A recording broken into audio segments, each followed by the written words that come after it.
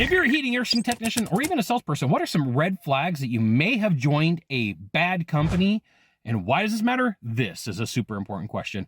I'm Scott Silverman Bell, coming to you live for HVAC Technician Sales Secrets on a perfect day to talk about sales and a perfect day to talk about you. So let's say you've gone through a process and you've switched and you've gone from one company to another. Now, I want to let you know that the way that it works when you work for a company is kind of like when you're buying software.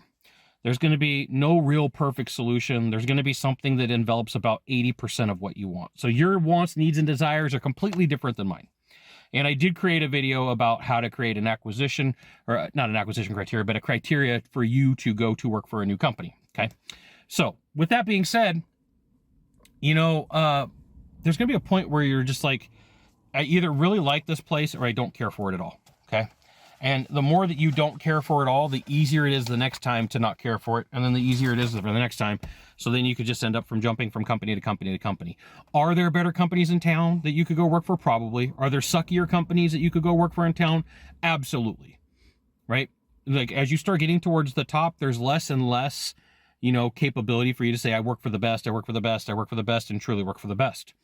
So here's my 5 things. There's 5. Five. Here's my 5 things that I would take a look at. And I put these in order of importance to me, but they may be in order of importance to you. So first, not being paid on time. Not being paid on time for me is like a sign of respect. I put in the time, energy, effort, risk, money, reputation. I did all these things that I was supposed to do. Only thing I ask you to do is pay me on time. And you don't pay me on time, that dopamine rush goes away. There's something about getting a $10,000, $20,000, $30,000, $40,000, $50,000, $60,000 check in a month and going to the bank and cashing that monster and having the tellers go, what do you do? Right? Or, to be able to go put a down payment on a house or on a boat or whatever you're going to buy. But if you don't want to pay me on time, like all of a sudden my interest level in this organization has gone down. Right? I really, like in my mind, I'm exploding. Like, gosh, dang it. Are you freaking kidding me? You can't pay me on time. Then I start going, okay, are they arbitraging my money? Like, are they playing the shell game? Are they saying like, we have the money, but we would rather put it towards marketing, or we have the money, but I would rather go buy my house on the lake in South Lake Tahoe. I live 90 minutes from South Lake Tahoe. I'd pay you, but I would rather go buy my yacht and park it by Golden Gate Bridge, right? I'm giving you Northern California references. Wherever you live, put your references. Number 2, complex processes. The more complex a process is, the less chance it has of being successful, right? I learned that from Dr. Alan Bernard. Dr. Alan Bernard, brilliant dude, one of the best in the world at processes.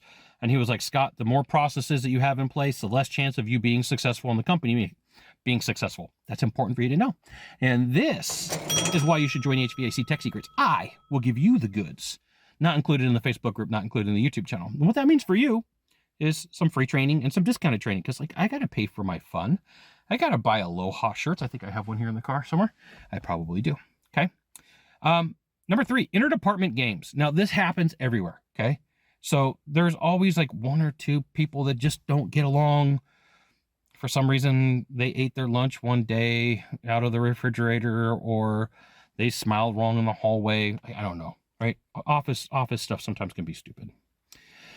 Number 4, never, ever ending rainbow conversations. Okay. Now what that means, I want to make sure you understand what this is. A never ending rainbow conversation is, well, we'll get to that in the future.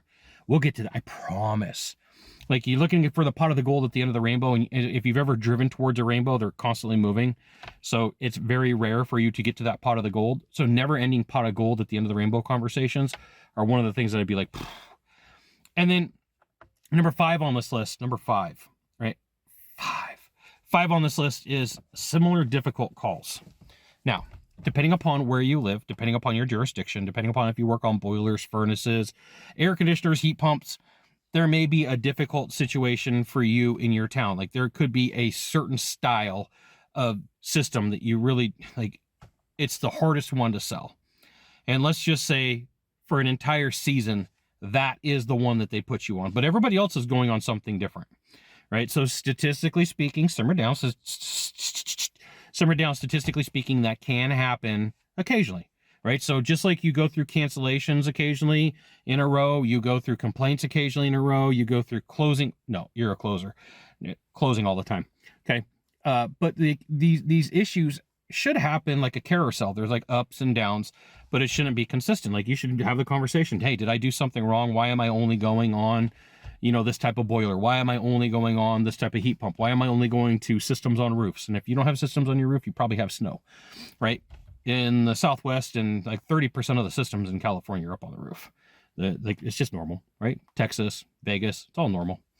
So you need to know, like, those are the 5 things that you need to take a look at. And like, you got to trust your gut, right? Like real quick, if you're having these struggles and you're like, I don't really care for this, this is why you should interview at a couple of companies before you leave, or before you move on, because like you could always tell the person like, hey, I don't know, it may not work out to where I've decided to go.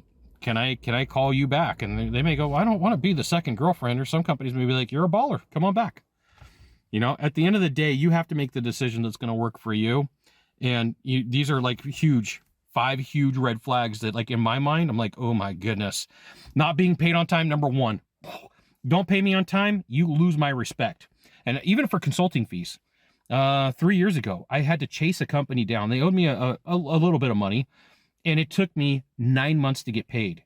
9 freaking months to get paid. And it pissed me off, right? Complex processes, interdepartment games. And like, I forgot to tell you, crazy managers. Crazy managers. Never-ending rainbow solutions and conversations. And similar difficult calls. But there's going to be a statistical variance. Okay, so here's the thing. I'm driving on the way back home. And I said, there was 2 more things that I wanted to add to this video before I ended it. And here's what they are. 1, wild office meetings. So like, and I don't mean wild in a good way. I'm just saying like wild could be that you're called into the office for a meeting and you have 4 hours a week of meetings that are just absolutely pointless processes that are over the top, where people just, they're just bonzo. They're just nuts. All they want to do is talk and interrupt and create a bunch of issues. That is not enjoyable, right? Here's the thing. A meeting should have a purpose. It should have a set amount of time. There should be a reason for you to get there, be there. And as soon as that meeting's over, it's like, peace out, Girl Scout. I'm done. I'm going to go make me some money. But if you have a company that's like meeting after meeting after meeting after meeting, and they are not productive, that is something that is a huge red flag. And then last on this list is tech issues, right? A company's job should make it so that it's easy for you to be successful at what you do. And, if you got a company that just keeps playing games with tech, right, there's going to be problems no matter what. But if the company doesn't fix the issues that you're having in an expedient manner, and they're like, hey, we're going to hold you to standards, and you're like, hey, look, I don't mind being held to standards. I don't mind that process. I don't mind that thing that you want me to do, which, fine, I get it, okay. But there is a responsibility on your end to reciprocate and give me the tools, the strategies, and everything that I need to be successful. And if things keep constantly breaking, then it's like, why do I need this? I already got enough problems coming from the sales process, just in general, from meeting with people that are difficult, to tight spaces, to issues that we're having, to just the process of being in sales, the process of being a technician. Then there's the processes in the office, and like all these issues start compounding. So like when you take a look at it and you're like, hey, Scott, these 7 areas of my concern, are they legitimate? Absolutely.